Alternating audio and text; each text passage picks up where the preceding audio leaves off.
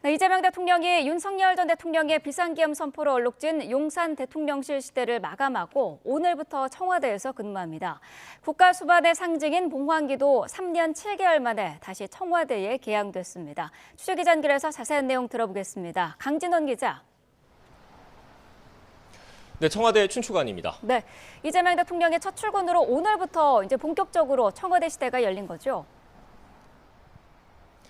네, 그렇습니다. 이재명 대통령은 오늘부터 제가 나와 있는 이곳 청와대로 출근해서 국정 현안을 살핍니다. 조기 대선을 거쳐서 지난 6월 4일 취임한 이후 6개월여 만입니다. 2022년 5월 윤석열 전 대통령이 용산 대통령실로 집무실을 옮겨 임기를 시작한 때로부턴 3년 7개월이 흘렀습니다. 앞서 오늘 0시엔 대한민국 국가 수반을 상징하죠. 봉황기가 용산 대통령실에서 내려졌습니다. 같은 시각 이곳 청와대에선 대통령의 공적 권위를 나타내는 이 깃발이 깃대를 타고 올라갔습니다. 무궁화를 가운데 놓고 봉황 두 마리가 마주보는 문양의 봉황기가 다시 옛 자리로 돌아온 겁니다. 윤석열 전 대통령의 비상계엄 선포로 그림자가 드리워진 용산 집무실 시대가 공식적으로 막을 내렸다는 의미입니다. 이에 따라 오늘부터 대통령실의 공식 명칭도 청와대로 바뀌었습니다. 이 대통령은 청와대 첫 출근일인 오늘 참모들과 주요 국정 현안을 점검한 뒤 청와대 경내에 있는 국가위기관리센터를 찾을 예정입니다.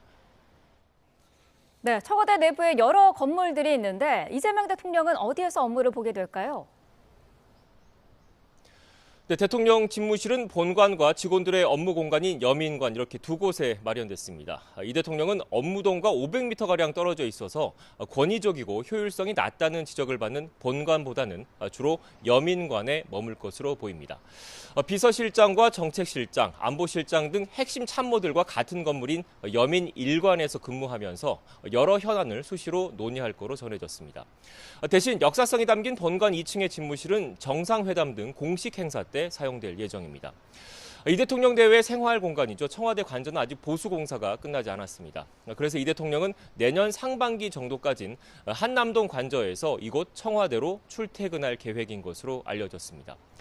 청와대는 주변 경허구역을 최소화해서 시민 불편을 줄이고 생중계를 늘려 국정 운영 과정을 더욱 투명하게 공개하겠다는 뜻도 밝혔습니다. 대국민 소통을 강화해서 청와대가 안고 있는 구중궁궐 오명을 벗겠다는 의지를 강조한 것으로 풀이됩니다. 지금까지 청와대 춘추관에서 YTN 강진원입니다.